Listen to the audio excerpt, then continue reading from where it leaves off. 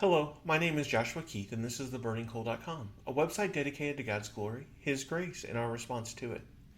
Today we're going to continue our study on 1 Peter, and we're going to be looking at chapter 2, verses 13 through 25, and we're going to be talking about being in subjection for the Lord's sake.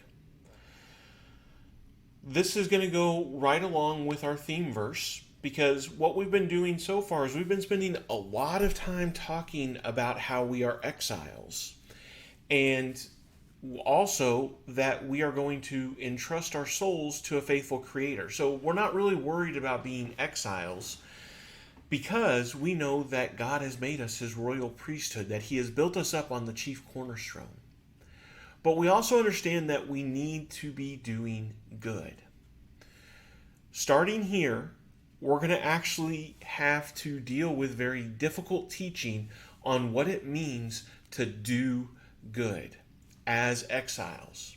Because as exiles, what that means is that we are suffering because of the world around us. Our interactions with these people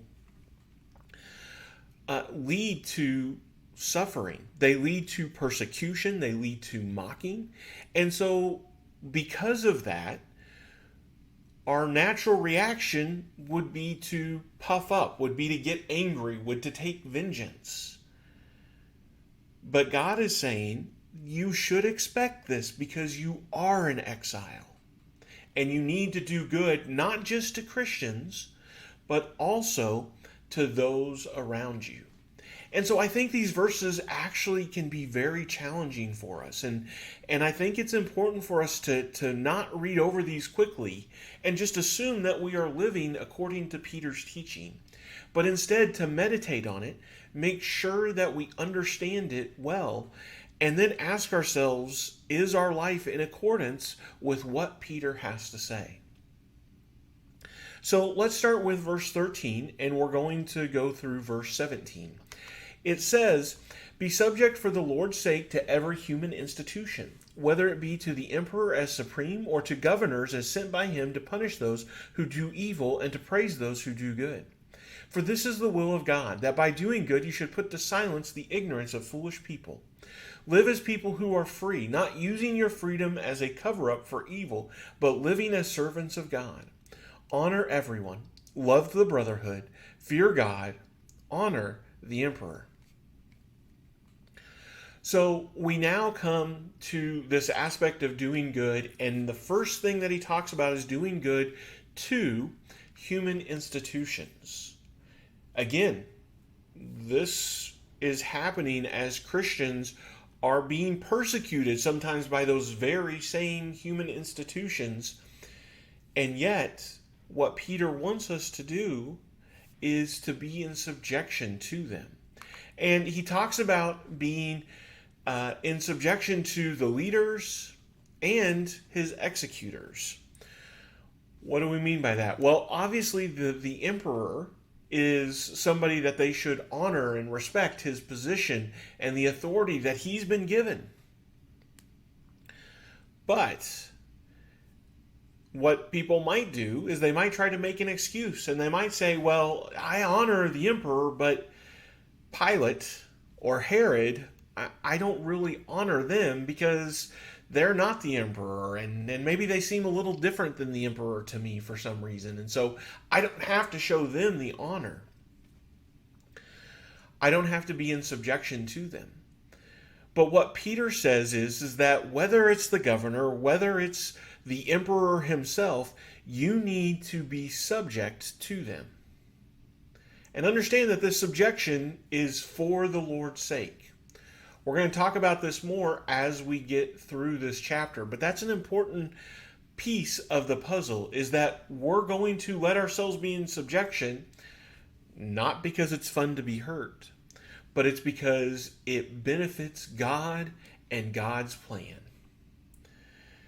Now, how does it do that? Well, some things that we see, first of all, is that our subjection silences the foolish. What happens in our day and age, and at this time too, is that people would be rebellious to the government. They would try to put their opinions and what they thought is right as more important than whatever the leaders of the time were saying. But what happens is that they start showing disrespect in their lack of willing to follow the laws, the lack of showing honor to the people in their positions. And so now, when you look at the unbelievers of the world, these foolish people, they look at Christians and they don't say these are people who are here to teach us about God, but instead it's these are people who are trying to overthrow the government. These are people who are trying to make it better for themselves. Christianity is not true. This is just something that they're using as a way to make life better for them. Now, of course, that's not what Christianity is about at all. When Jesus comes, that he tells us that we are going to be exiles. That's exactly what Peter is preaching. But you could see how the foolish would take insubordination, would take pride against the government, and use that against our God when we wear his name.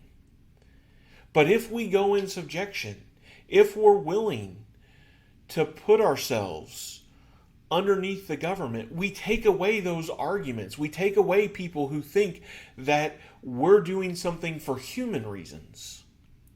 Instead, they have nothing to say because we have been model citizens underneath the government. And that's important because the whole point of freedom is to serve.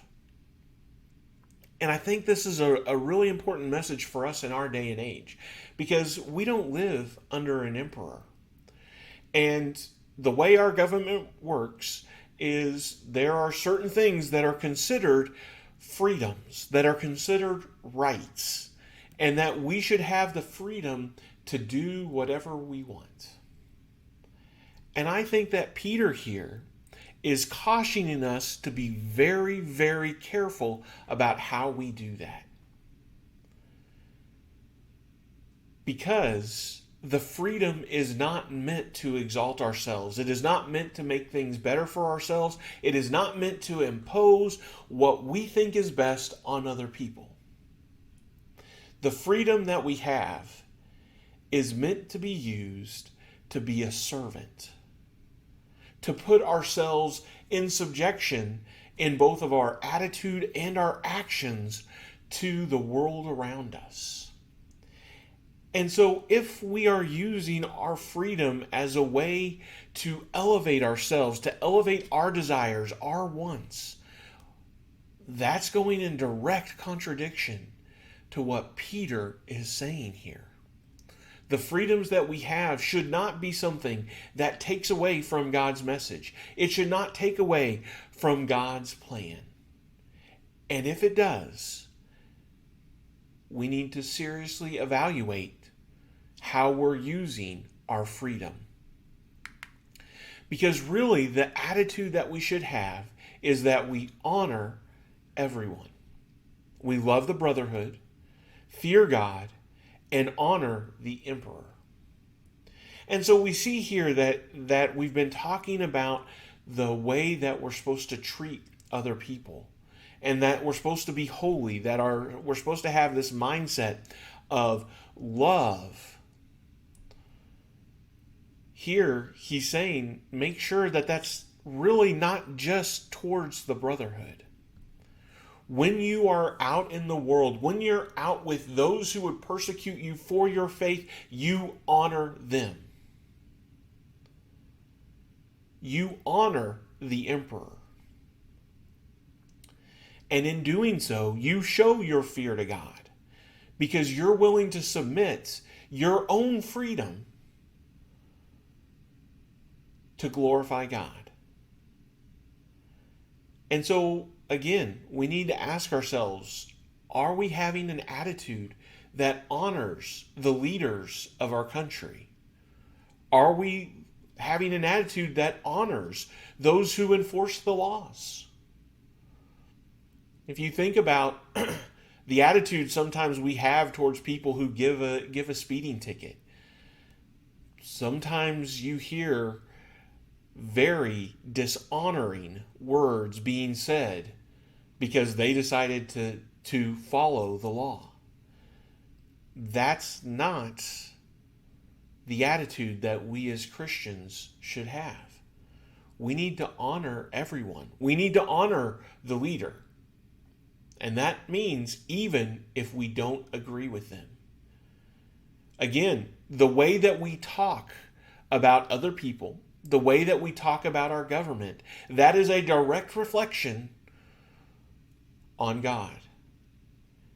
And if we're not careful, the way that we talk, if we are dishonoring in what we do, we give room for the foolish to defame our Creator. And it just can never be that way. On top of human institutions, he then goes on and talks about masters. Let's read verses 18 and 19. He said, "Servants, be subject to your masters with all respect, not only to the good and gentle, but also to the unjust.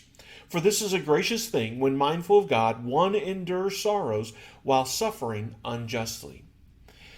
Now, this is important for us to keep in mind, that we are following our masters, whether they are good or whether they are unjust. And, today in our culture, we don't necessarily have slavery in the same way. But again, there's a lot of times where we are under someone else's authority. It could be in where we work. It could be in, again, with government. It could be the elders of our churches.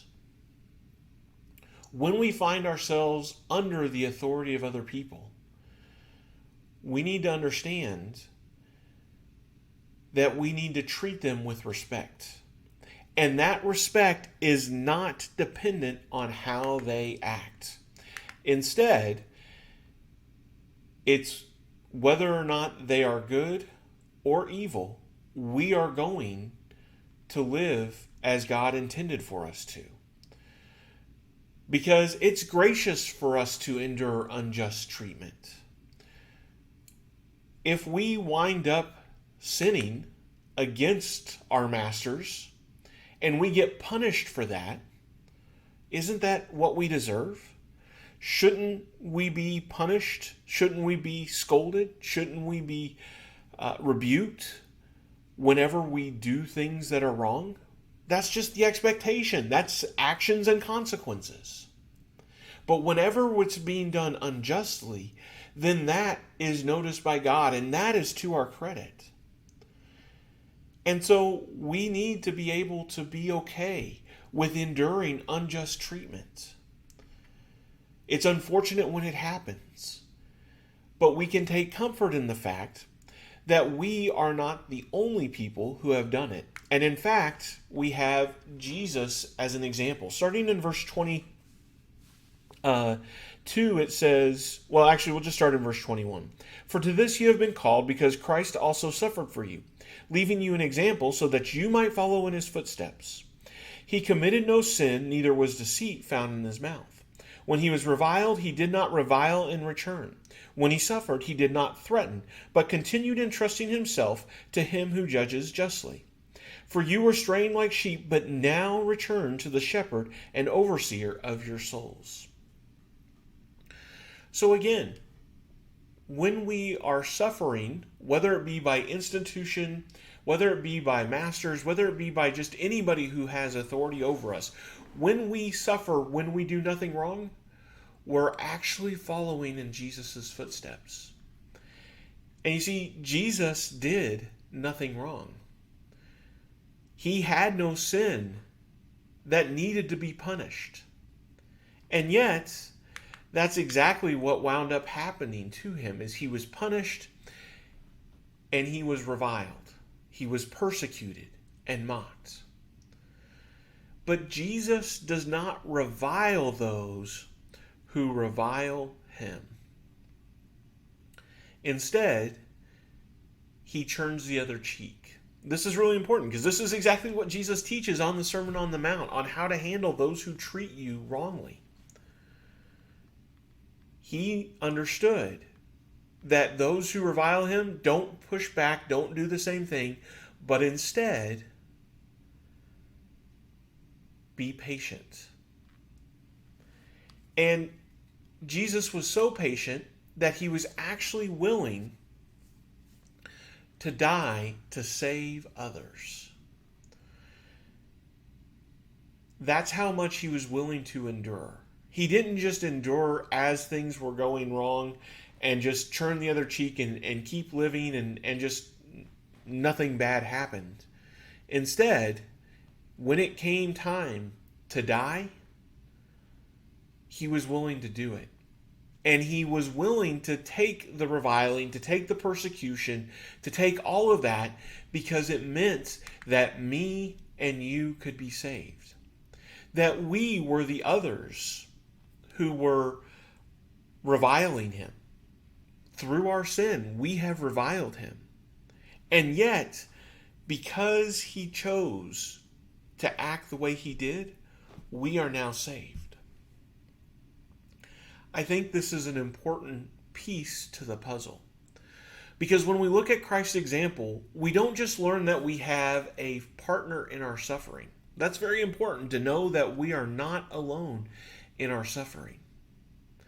But we're going to be talking not too long from now about one of the key things that Peter has to say about those around us. In 1 Peter 3:15, he talks about being ready to give a defense for the hope that is within you.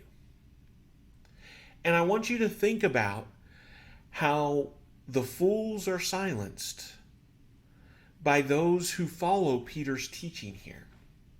I want you to think about it in contrast to how the world acts. See, the world will revile those who revile them. They will use their freedom to serve themselves, not necessarily others. They will go against the leaders. They will show dishonor if they think that will give them a benefit. Or if it's just a way to repay them for a perceived wrong. And so that's what the world does all the time. If we look no different than the world, then they have no questions for us. Because they look at us and they see the exact same thing that they're doing. But look at what Peter is teaching here. He's teaching them to be different. He's teaching them that even if the emperor is going against you, even if you're being taxed, even if it's unfair what is happening, you show them honor. Even if your master is punishing you unjustly, you endure. You do not revile those who revile him. Well, what does that do? That shows others that there's something different about us, that there is a hope within us. Why? Because we know that we are exiles. We know that we have an inheritance. We know that we are a royal priesthood. And so, because we're different, they're going to ask, why are you willing to put up with this? Why are you going to go along with that evil master's treatment of you? If it was me, I would. They don't know why we do what we do. And so we can point them to our hope. And in doing so, we open an opportunity to teach them about Jesus. And notice how that means that we're following Jesus' example, not just in the suffering, but also in the saving.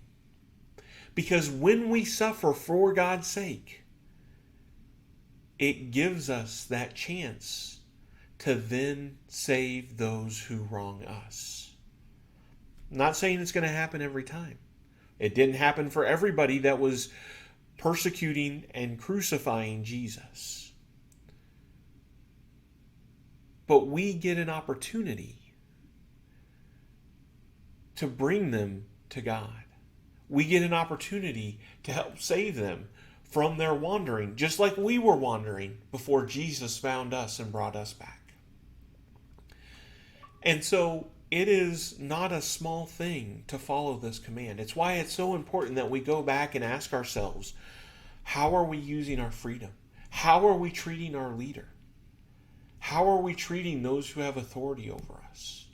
Are we acting like Christ? Because if we do, we have an opportunity not just to follow in his footsteps, not just for God to appreciate that we're willing to have the mindset, but we have an opportunity to save those very people who treat us wrong. I hope this lesson blesses you in your walk in his kingdom.